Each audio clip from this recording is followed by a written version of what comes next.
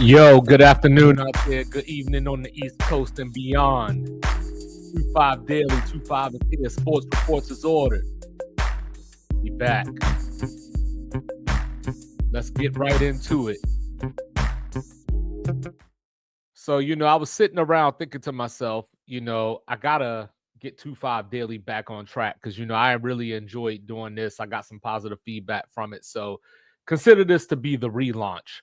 So here we are. We're back tonight to talk about the NBA, the League of Conspiracies.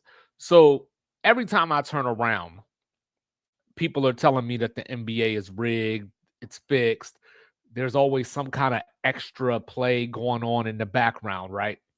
So the Luca trade was one of those points of contention. Hey, the Lakers in the league got together, conspired, got him to the market of the LA, the best team, as far as ratings and all that kind of stuff. Okay. So then it was like, but damn, they couldn't have gave Dallas a little bit more than Anthony Davis. So then you turn around, you fast forward, it's like, oh, Dallas gets the number one draft pick in the lottery. Cooper Flag on the way. So the Lakers end up selling for $10 billion. So it's like, whoa, whoa, whoa, whoa, whoa, whoa. So did the Dallas Mavericks really trade Luca for Anthony Davis and Cooper Flag and for the Lakers to get $10 billion? I don't think that was in the works. I don't think Dallas would have agreed to that part of it. But anyway, so that was considered to be a conspiracy. Fast forward, we saw the video last night of the bus, Oklahoma City, NBA champions, right?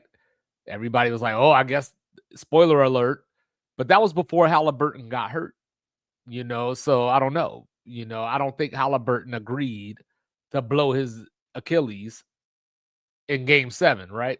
Okay, now, I was thinking about something that was said last week. And even though I'm not generally your conspiracy guy, I decided to run with this one a little bit. So a little while ago, when the whole Luca trade happened, my thought was, hey, you know, the new owner of the Mavs, Dumont, Las Vegas guy. Is this a play to try to get the Mavs to Las Vegas? Things that make you go, right? So then I came back after the fact and I was like, okay, we'll see how that plays out. Now that they got Cooper Flag, you have your future star. So I'm not saying it could be off the table, but let's run with it a little bit further than that. So last week on First Take, the one and only Stephen A. Smith was talking about how he was getting feedback from NBA players and different sources that players don't want to play in Memphis because of how dangerous it is. Okay. So the thing that I think he wasn't supposed to say was that Jimmy Butler was one of the sources that led with this comment. And of course, my first thought was Jimmy Butler, a guy that played in Chicago, a guy that played in Miami, currently playing in San Francisco. So it's not as if he's a stranger to danger, saying I didn't do that on purpose, and, saying he grew up in Houston, right? So what makes Memphis so bad? So then I started thinking, I said, okay, let me look at some stats because, I'm your unorthodox statistician. So last year, 2024, right, per capita, Memphis was number 2 in murders per capita. Okay, that's pretty damn bad. But then when I look at it, right, let's look at some more here. This is all in the top 20. Number 4, New Orleans. Number 5, Detroit. 6, Cleveland. 8, DC. 9, Atlanta. 10, Milwaukee. 13, Chicago. 15, Indy. 16, Minnie. 17, Philly. Okay. So then I looked at 2025 so far. Memphis is all the way down at number 8. New Orleans and Cleveland in front of them. Detroit as well. And guess what? So is Vegas. So it made me think about that because Mr. Logical a couple of weeks ago or last week said, hey, why don't we move New Orleans to Las Vegas? Nobody cares about them anyway. But what if Memphis is the play here? You got Ja Morant. You already got a face, a star, Nike deal, all that kind of stuff was on his way ascending before he got in trouble. So what way to do a reboot than a relocation? because expansion announcements are expected to come pretty soon, according to Mark Spears. That was after game 6 of the NBA Finals. So as you look at that, why now? Memphis didn't become dangerous last week. Memphis didn't become dangerous yesterday. So why is that conversation happening now? We just saw Desmond Bain get traded from there. They were in the Kevin Durant sweepstakes. Did he turn them down because it was too dangerous? I think it's a bunch of BS. And it's one of those ways to shit on a small market because we tend to do that.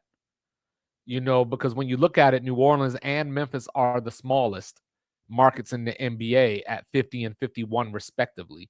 Now, granted, Vegas is only at number 40, so it's not like you're talking about a top 10 or top 15 market.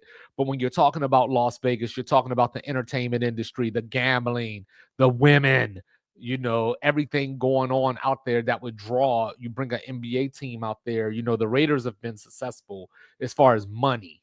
I'm talking about money. The Vegas Knights have made a Stanley Cup final. You got the Oakland A's on their way next year. So Vegas has been the worst kept secret in the NBA for at least a decade now, if not a little bit longer than that.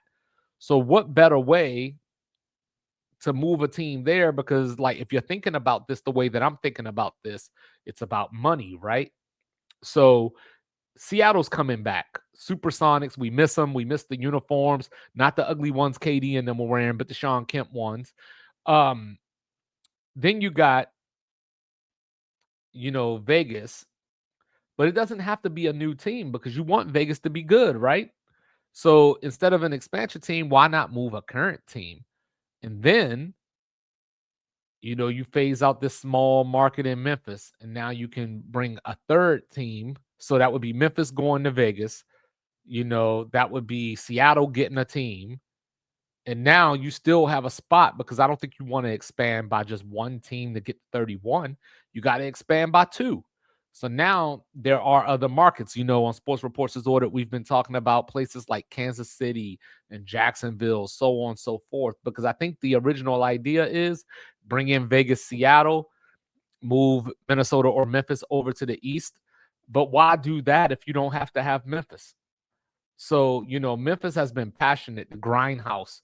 We go back to Zebo, Mark Gasol. This city has embraced this NBA team and it's become its own identity. But with all the talk from Stephen A. Smith and people of that ilk, kind of makes you wonder, doesn't it?